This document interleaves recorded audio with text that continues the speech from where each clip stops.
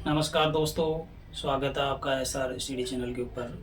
देखिए, आज हम बात करेंगे कि जो प्रतियोगी परीक्षा है, वह जो कंपटीशन एग्ज़ाम है, उसके अंदर हमारे दिमाग में जब हम एग्जामिनेशन हॉल में बैठते हैं और हमारे सामने जब पेपर आता है, तो हमारे दिमाग में सिर्फ एक बात रहती है कि कौन से क्वेश्चंस करें और कौन से नहीं करें। ये बहुत ही इम्पोर्टेंट सवाल है, ध्यान रखना। यही डिपेंड करता है कि हम कंपटीशन फाइट कर सकते हैं या नहीं कर सकते हैं। यदि हमने माइनस ज़्यादा कर दिए हैं, जो हमें आ ही नहीं रहे हैं, वो भी कर दिए, तो हम माइनस में चले जाएंगे, अर्थात हम एग्ज़ाम जो कंपटीशन है उससे बाहर हो जाएंगे। तो देखिए, सबसे पहले तो हम बात करेंगे प्रश्नों की जो टाइप हैं वो कैसे हैं।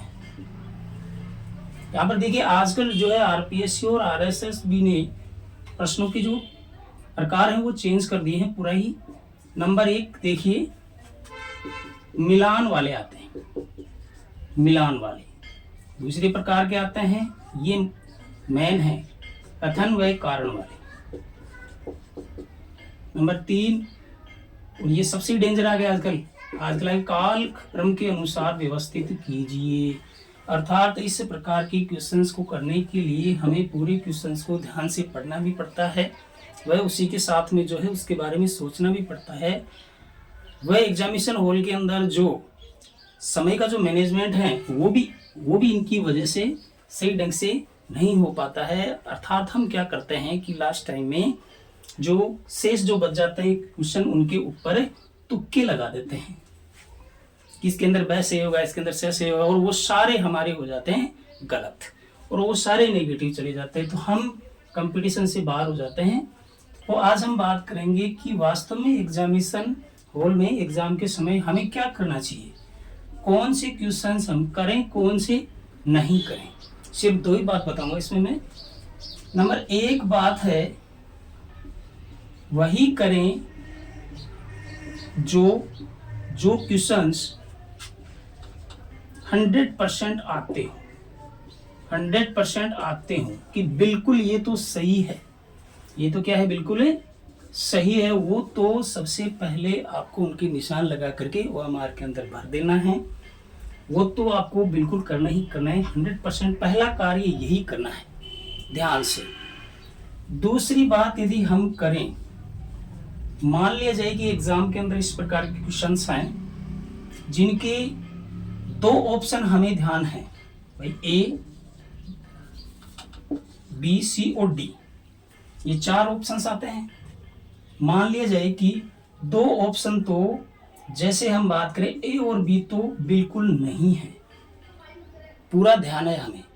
उसके बाद में हम देखेंगे जो आंसर जो है वो है कहाँ, वो C और D के ऊपर है, या तो C आंसर है और या D आंसर है।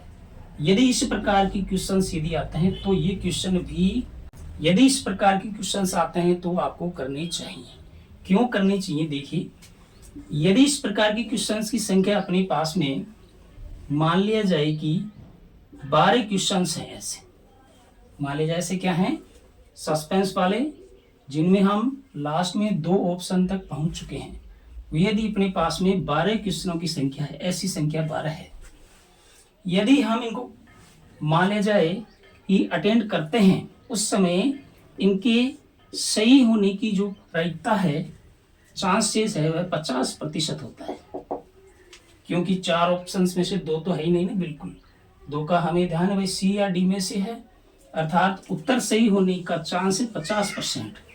यदि हमने 12 क्वेश्चन किए हैं इस प्रकार के, तो उसमें क्या होंगे, मान लो कि अपने 6 सही हो गए हैं, वह 6 गलत हो गए हैं, यानी 6 सही और 6 क्या हो गए हैं, गलत हो गए हैं। उस समय क्या होगा, सही की संख्या, सही 6 है, गलत भी आपके होने के चांस 6 बन जाएंगे। मान लो कि 6 सही हो गए और 6 गलत हो गए, 6 के माइनस देखेंगे 1/3 में, तो अपने पास में 2 क्वेश्चंस माइनस हो जाएंगे, तो हम 6 में से 2 निकाल देंगे, तो भी हमें 4 क्वेश्चंस का हमें फायदा हो जाएगा इधर। अर्थात जिन क्वेश्चंस के अंदर 2 ऑप्शन ही राइट है, हमें ध्यान है कि ये 2 नहीं हो सकते, इन दोनों में से ही है, तो उन क्वेश्चनों को एग्जाम में नहीं छोड़ना चाहिए। यदि हम छोड़ देंगे तो हमें जो है कंपटीशन से बाहर हो सकते हैं। यदि 150 में से 95 यदि सही हो रहे हैं तो जो क्वेश्चंस जिनमें हमें ये ध्यान है कि दो ऑप्शंस में से बिल्कुल नहीं है, उत्तर जो है इन दो ऑप्शंस में से ही है, तो उनको हमें अटेंड करने चाहिए।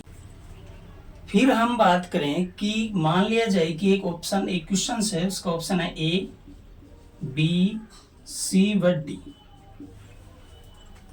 हमें यह ज्ञात है कि ए ऑप्शन इसका नहीं हो सकता है, नहीं हो सकता है। जो आंसर है वह बी, सी या डी में से ही है। उस समय जो है हमारा सही होने की जो चांस है, सही होने का जो चांस है वह हो जाता है, देखिए 25%। गलत होने का चांस हो जाता है 75%। ये देखिए, तो हमें इस प्रकार के जो क्वेश्चंस है उनमें बिल्कुल भी रिस्क नहीं लेनी चाहिए। रिस्क कहाँ लेनी चाहिए? जहां पर केवल और केवल हमें ये ज्ञात हो कि दो ऑप्शंस में से आंसर नहीं है। आंसर जो शेष जो दो ऑप्शन बच गए हैं उनमें से ही आंसर हैं। दो का यदि हमें फिक्स पता है वहां पर हमें रिस्क लेनी है। जहां पर ऐसा नहीं है, यदि बिल्कुल भी नहीं आ रहा है, रिस्क बिल्कुल नहीं लेनी है। यदि एक मान लो कि एक ऑप्शन का है कि ये तो नहीं है, तो उसमें भी हमें रिस्क नहीं लेनी है। रिस्क कहाँ पर लेनी है? और रिस्क लेने के बिना काम भी नहीं होता भैया, अर्थात रिस्क लेनी भी पड़ती है।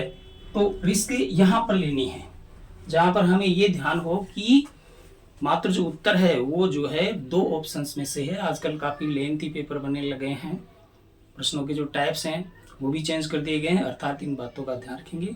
मेरे ख्याल से ये आपके काम में आएगी चीज़। ओके, धन्यवाद, थैंक यू।